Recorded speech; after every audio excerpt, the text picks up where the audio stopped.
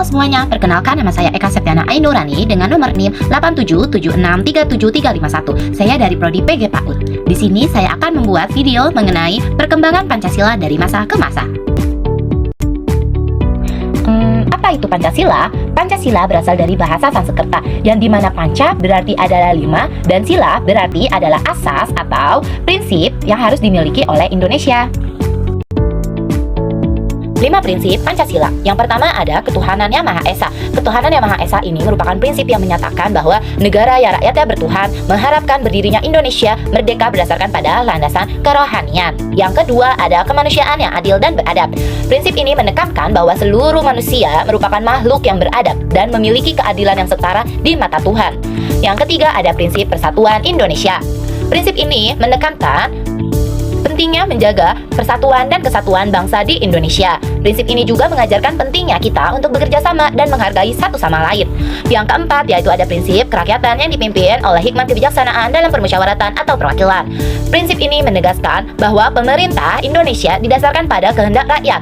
Prinsip ini juga mengajarkan kita untuk demokrasi dan musyawarah dalam pengambilan sebuah keputusan untuk merupakan sebagai jadi dasar atau asas yang penting untuk dalam sistem politik Indonesia. Yang kelima ada keadilan sosial bagi seluruh rakyat Indonesia. Prinsip ini menekankan makna terhadap cita-cita proklamasi kemerdekaan Indonesia dan pembukaan Undang-Undang Dasar Negara tahun 1945. Untuk mewujudkan apa? Untuk mewujudkan bahwa kemerdekaan hak segala bangsa dan segala masyarakat Indonesia.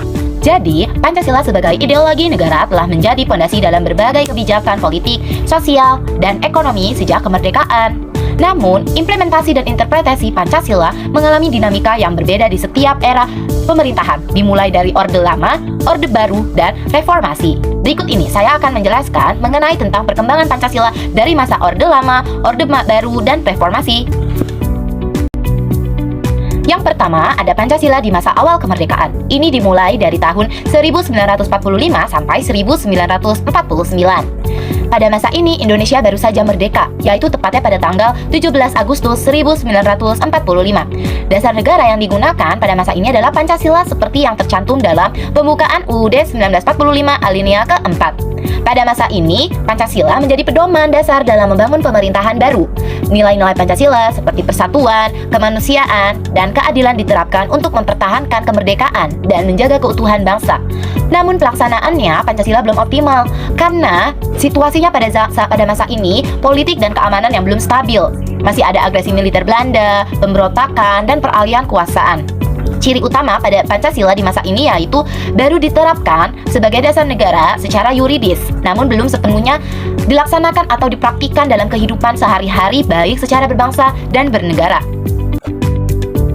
Yang kedua ada masa Republik Indonesia Serikat atau disingkat RIS yang terjadi pada tahun 1949 sampai 1950. Setelah perjuangan diplomasi dan militer melawan Belanda, Indonesia akhirnya menandatangani Konferensi Meja Bundar atau KMB di Den Haag pada tanggal 23 Agustus sampai 2 November 1949. Salah satu hasil dari rapat tersebut adalah pembentukan Republik Indonesia Serikat atau RIS tepatnya pada tanggal 27 Desember 1949. Bentuk negara berubah yang tadinya dari kesatuan menjadi federal dan terdiri dari 16 negara bagian. Dan di sini pula posisi Pancasila tertuang dalam Mukadimah Konstitusi RIS yang meskipun tidak secara gamblang disebutkan mengenai pengertian Pancasila, namun arti atau nilai-nilai Pancasila tertuang seperti ketuhanan yang Maha Esa, kemanusiaan yang adil dan beradab, persatuan, kerakyatan, dan keadilan sosial. Dinamika atau tantangan yang dirasakan pada masa ini yaitu sistem federal. Sistem federal ini dianggap sebagai warisan politik Belanda yang dapat memecah belah kesatuan Republik Indonesia. Sehingga ini tidak bertahan lama. Akibatnya, dari munculnya gerakan ini di berbagai negara bagian kembali bersatu menjadi negara kesatuan Republik Indonesia. Dan akhirnya pada masa ini pemerintah membubarkan Republik Indonesia Serikat dan kembali menyatu menjadi Negara Kesatuan Republik Indonesia NKRI dengan diberlakukan Undang-Undang Dasar Sementara 1950 atau yang kita kenal sebagai UUDS 1950.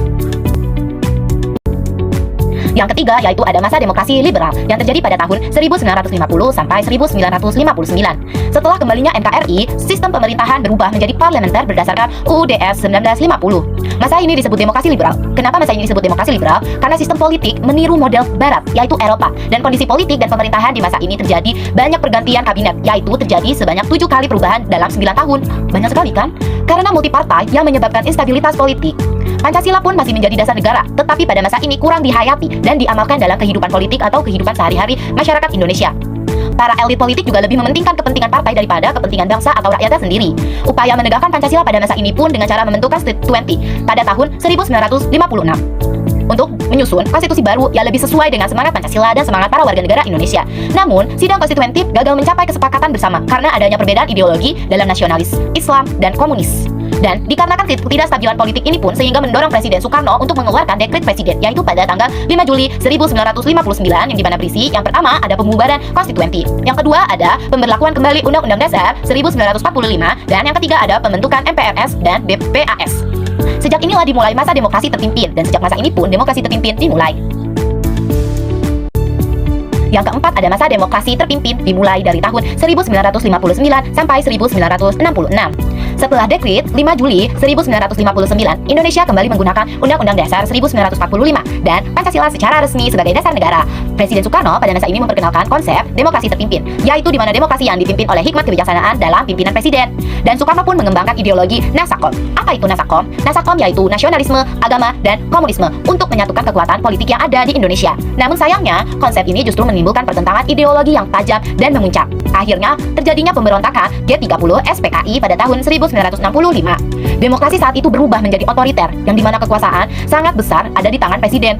Dan dampaknya apa? Yaitu dampaknya pada Pancasila. Pancasila pada masa itu dijadikan sebagai alat politik pemerintah, bukan pedoman moral yang sejatinya. Kebebasan rakyat pada masa itu pun dan kehidupan demokrasi dibatasi oleh presiden. Kondisi ekonomi pada masa itu memburuk dan terjadi ketegangan politik.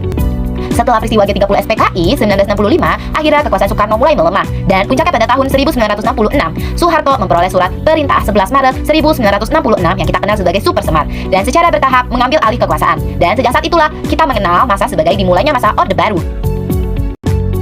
Yang kelima ada masa Orde Baru, dimulai dari tahun 1966 sampai 1998.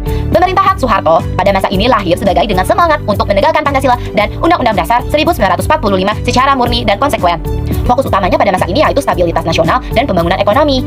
Lalu pada tahun 1978, MPR secara resmi menetapkan TAP MPR nomor 2/MPR/1978 tentang pedoman penghayatan dan pengamalan Pancasila atau P4.